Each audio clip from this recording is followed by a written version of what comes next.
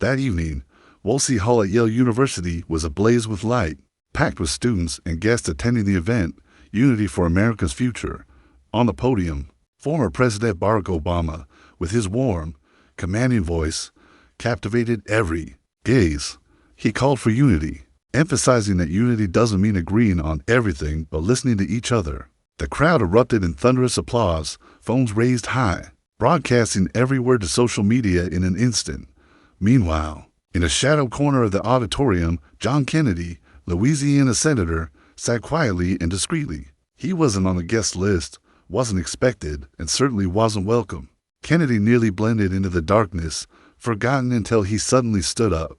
The faint creak of his chair drew a few turned heads. A student whispered, voice, full of surprise, "Is that really Kennedy?" Security near the door immediately tensed, hands quickly moving to their radios, ready to respond. On the podium, Barack Obama continued his speech, unaware of the ripple of unrest spreading through the room. John Kennedy walked slowly down the aisle, the steady tap of his boots on the wooden floor echoing like a drumbeat signaling an impending battle. The audience's gaze shifted from curiosity to tension, all eyes fixed on him.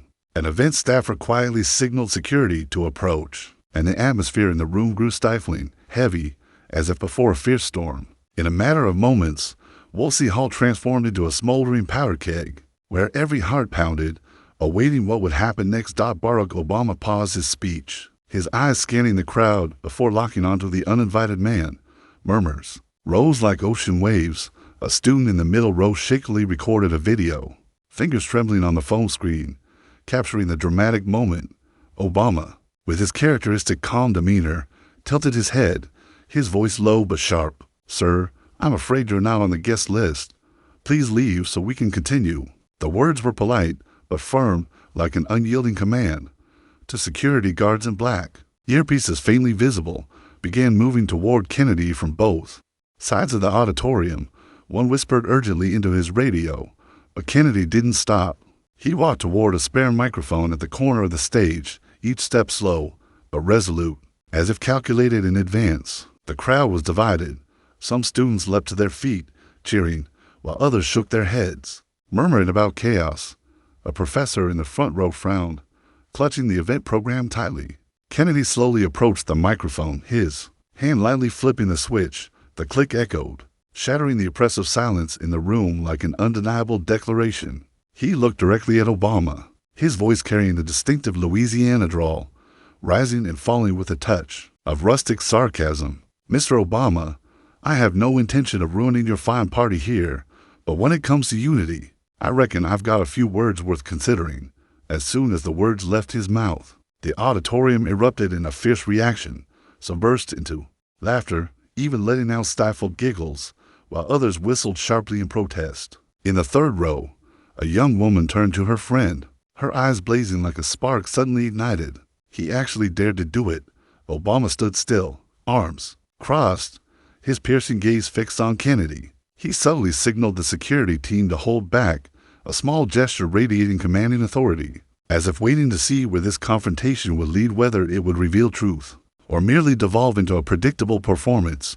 Kennedy slowly pulled a crumpled piece of paper from his coat pocket, his voice booming through the sound system as he held it up before the entire room. "These kids," he said, "are the conservative students at Yale who invited me here to speak honestly, to say things no one dares to say, but your organizers, afraid I'd ruin their perfectly scripted event, rejected that invitation. So, tell me, Mr. Obama, what kind of unity is this?" Scattered applause broke out, mixed with angry boos from those who disagreed. A male student wearing glasses shouted loudly, "Speak, Senator, tell us." Meanwhile, another person in the corner muttered in frustration, "So disrespectful."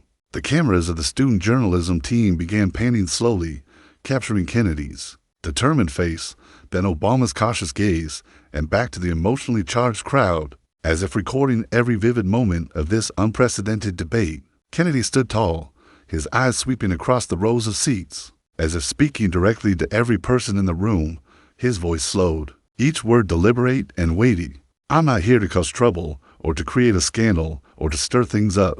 But if unity only means being allowed to say what you want to hear, if unity is hiding the truth under a glossy veneer, then that's not unity, that's control." That's blindfolding and silencing with flowery, empty words. His words struck like sharp arrows, piercing the hearts of those avoiding the truth.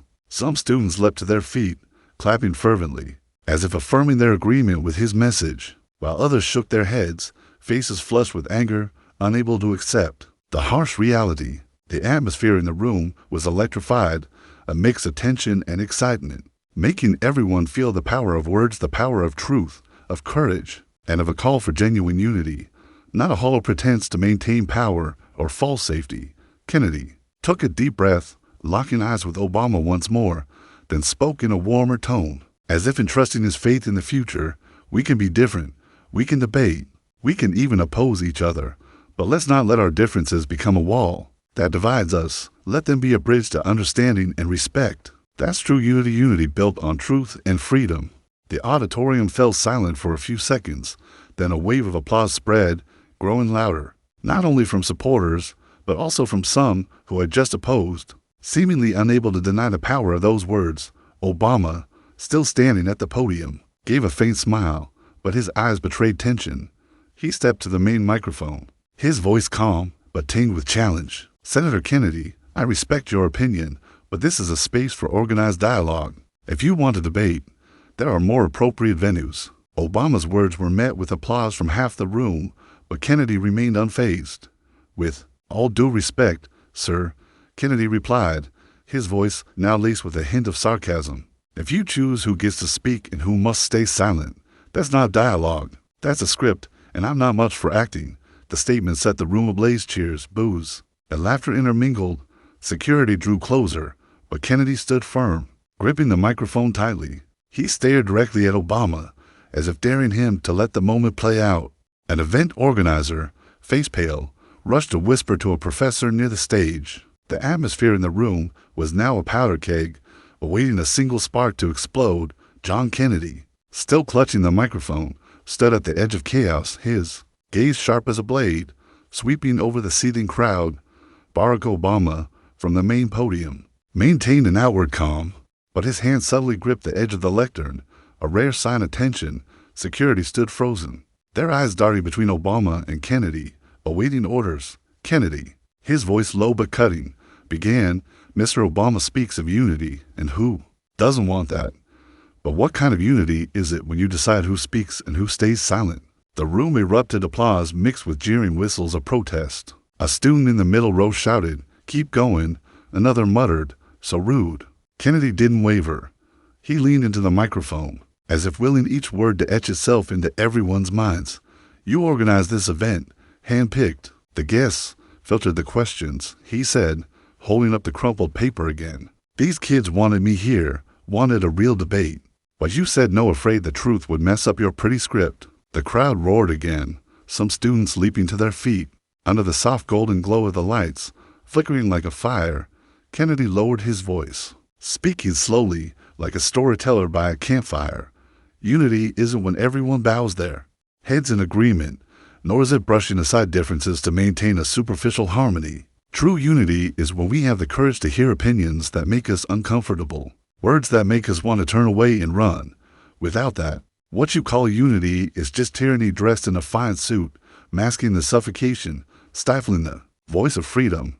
His words landed like a slow-burning bomb, silencing the room for a moment before it erupted into conflicting reactions. From one corner, vigorous applause rang out, fueling his message, but on the other side, angry boos were no less intense. An elderly professor, hair white as snow, shook his head slightly, scribbling every word in a notebook, as if to preserve the unfolding debate.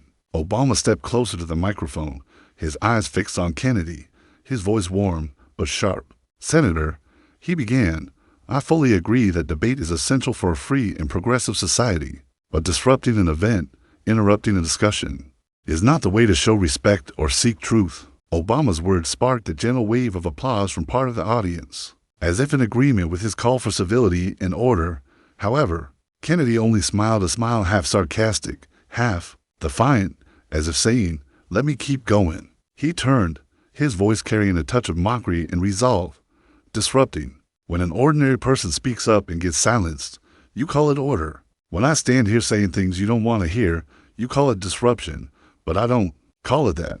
I call it truth, and truth always makes people uncomfortable, even want to run away. The auditorium erupted once more, fervent cheers mixing with angry protests, creating a suffocating, breathless atmosphere. An event organizer, face flushed with pressure, hurriedly whispered to a nearby security guard, intending to intervene, to restore order. But Obama, with a subtle yet firm gesture, signaled them to stop. He wanted to hear everything Kennedy had to say, sensing the focus on him. Kennedy raised his voice, each word ignited with the fire in his heart.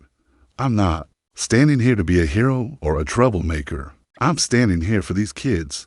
He gestured toward the young crowd watching intently. For their future, for those who deserve to hear the truth, not a prescripted narrative. If you think the truth is a nuisance, a threat, then the problem isn't me. The problem is you don't have the courage to face it. His words swept through the room like a fierce wind, waking people from the long slumber of pretense and deception. Perhaps this was the true voice of democracy, not to appease or please, but to challenge, to awaken, and to unite on the foundation of truth, no matter how bitter. The crowd was now a roaring ocean. A male student in a Yale hoodie stood, raising a fist in support. Another girl near the stage recorded a video, tears glistening in her eyes. The student journalism team's cameras panned back and forth, capturing every moment.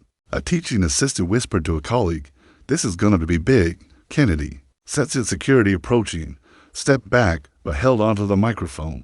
"One last thing," he said, his voice now like a proclamation. "If unity means staying silent before the truth, I'd rather be escorted out than bow my head." He set the microphone down, the click resounding like a full stop. Security immediately moved in, one guard grasping his arm, leading him toward a side exit. The crowd split, half erupting in thunderous applause, the other half booing, demanding order. As Kennedy disappeared behind the door, the chance to speak freely still echoed. Phones across the auditorium lit up, posts flooding the internet. One student tweeted, "Kennedy just shook Yale." A 15-second video clip capturing his line about tyranny in a fine suit was shared hundreds of times within minutes. Obama stood silently on the podium, his gaze following the aisle where Kennedy had exited, his face a portrait of calm mixed with contemplation. Just hours after John Kennedy was escorted out of Woolsey Hall, the atmosphere outside Yale's auditorium remained electric, like a smelting furnace. Students gathered in clusters, debating heatedly, their phones glowing with freshly recorded videos. The 20-second clip of Kennedy at the microphone, declaring, "Unity without truth is just tyranny," in a fine suit, spread across social media platforms like a wildfire. Mainstream media quickly jumped in. Fox News ran a headline, "Senator Kennedy challenges Obama, defends free speech." CNN called it a political stunt disrupting the unity event. Commentators were divided. Some hailed Kennedy as a hero for speaking bluntly. Others criticized him as an opportunist using Obama's stage to boost his profile. An MSNBC analyst remarked, "This isn't free speech. It's pointless disruption." Meanwhile, TikTok exploded with reaction videos. A Yale student with dyed green hair posted an analysis, "Kennedy's right. If you only invite people who agree with you, that's not unity." The video racked up millions of views. But another clip from a different student condemned him. He disrupted a safe space. Obama deserved respect. The social media war became a battleground, with opinions clashing fiercely. Obama, sensing the media storm, posted a statement, "Unity requires dialogue, but also order. We can debate without disruption." The post garnered thousands of likes, but also comments like, "Your order is silencing others." Obama's supporters fired back. Kennedy had no right to derail the event. The online dispute spread, drawing in celebrities and politicians. Kennedy, in stark contrast to the noise, maintained a stunning silence. He gave no interviews, posted nothing, and was only seen in a hastily snapped photo leaving Yale, his expression calm, hands in pockets. This reticence made him stand out even more. The storm wasn't confined to social media. At cafes near Yale, students debated passionately.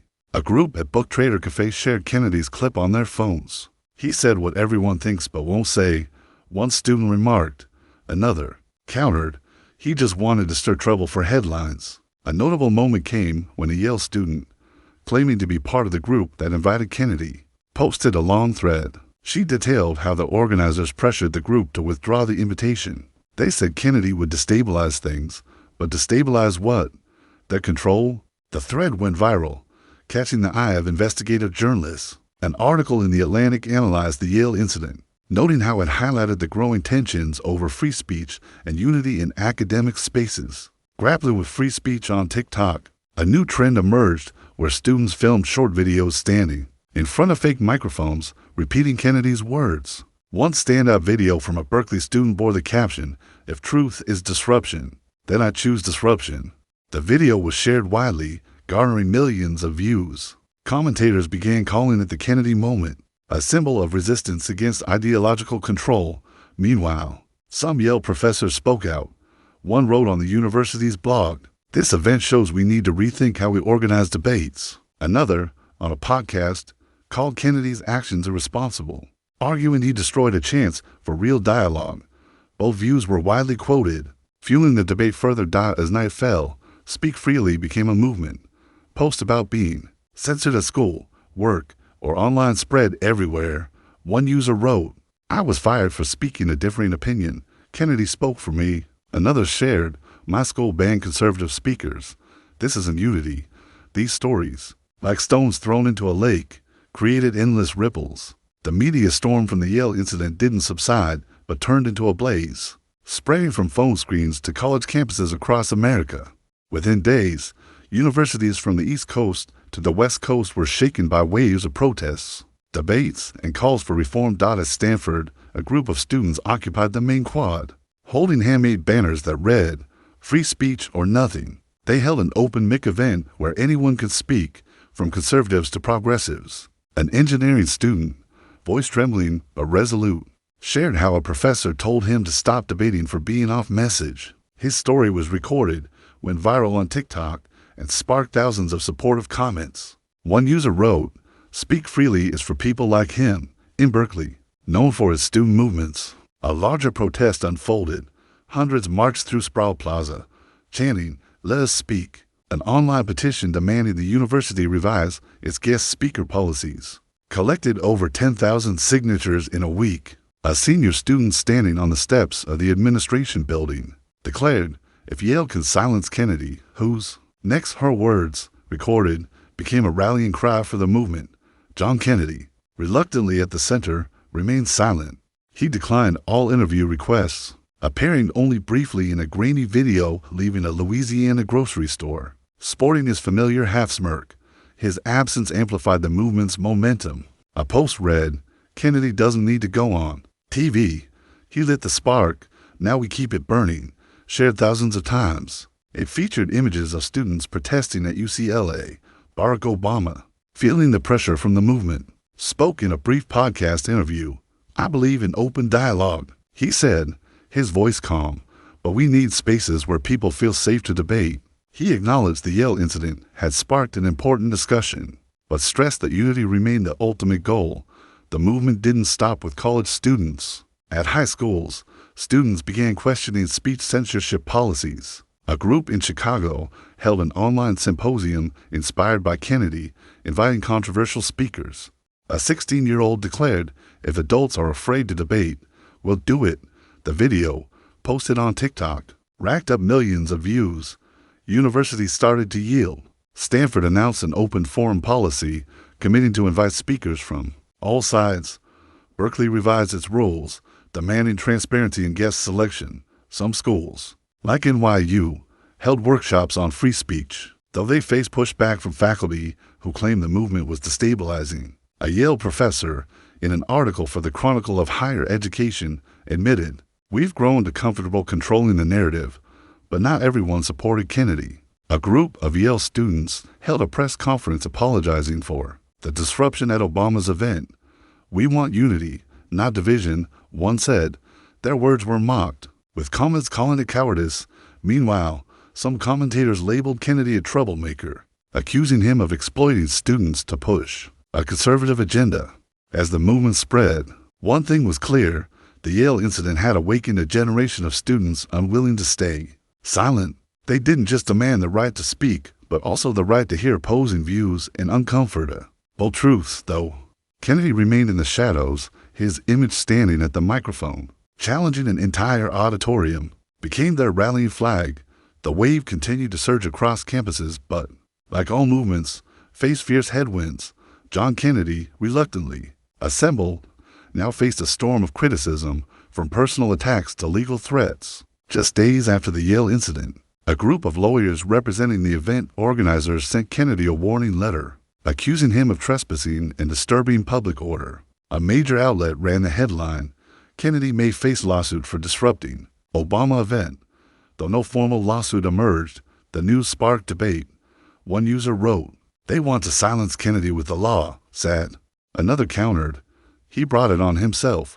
Nobody invited him." Meanwhile, the Yale students who invited Kennedy faced consequences. One, under pressure from the administration, withdrew from the student council. Another received anonymous, threatening letters prompting her to temporarily lock her accounts. But they weren't entirely alone. Another group of Yale students held a small rally openly supporting Kennedy, displaying a banner that read, "Truth doesn't need permission." The image, shared online, inspired student groups from NYU to Texas A&M. Kennedy, despite the controversy surrounding him, remained defiant. In a rare moment caught on camera, when a reporter asked if he regretted the Yale incident, he shrugged. "Regret? I just said what needed saying. The rest is up to others to decide." The brief but sharp remark became a new slogan printed on t-shirts and banners at protests. Despite mounting pressure, from lawsuits to personal attacks, Kennedy and the student movement stood firm. The Yale incident, now more than just an event, was a turning point where young people decided they would no longer stay silent. Amid the darkness of the assaults, the Speak Freely flame still burned, awaiting the day it would blaze even stronger. A year after the seismic event at Yale, John Kennedy's name was no longer just that of a Louisiana senator, but a symbol of a transformative era. In debate culture, the Speak Freely movement, sparked by the moment he gripped the microphone to confront Barack Obama, had left an indelible mark on college, campuses, and society's view of free speech. The Yale incident wasn't a fleeting moment, but a milestone etched into books and the minds of a generation. Universities, once bastions of tightly controlled speech, began to change. Harvard launched a free forum, allowing students to invite speakers from all perspectives without prior administrative approval. Berkeley introduced new guidelines mandating transparency in selecting public event guests. Even smaller schools like Amherst held uncensored debates, where students faced opposing views head-on. An Amherst student, in a piece for the school paper, remarked, "We're no longer afraid of disagreement. That's the lesson from Yale." Kennedy's line, "Unity without truth is just tyranny and a fine suit," became an enduring slogan. It appeared in political science textbooks, was embossed on the cover of a collection of essays on free speech, and even printed on posters hung at student forums. A Stanford professor, in a lecture, called it a reminder that truth, however hard to hear, is the foundation of all genuine dialogue. Kennedy, though central to the movement, kept his distance. He rarely mentioned Yale, offering only brief, folksy responses when pressed by the media. In a rare instance, when a student at a Louisiana event asked about Speak Freely, he shrugged. "I just said what I saw. You young folks did the rest." That simple reply, recorded and posted, reinforced his image as someone indifferent to fame but unwittingly a torchbearer.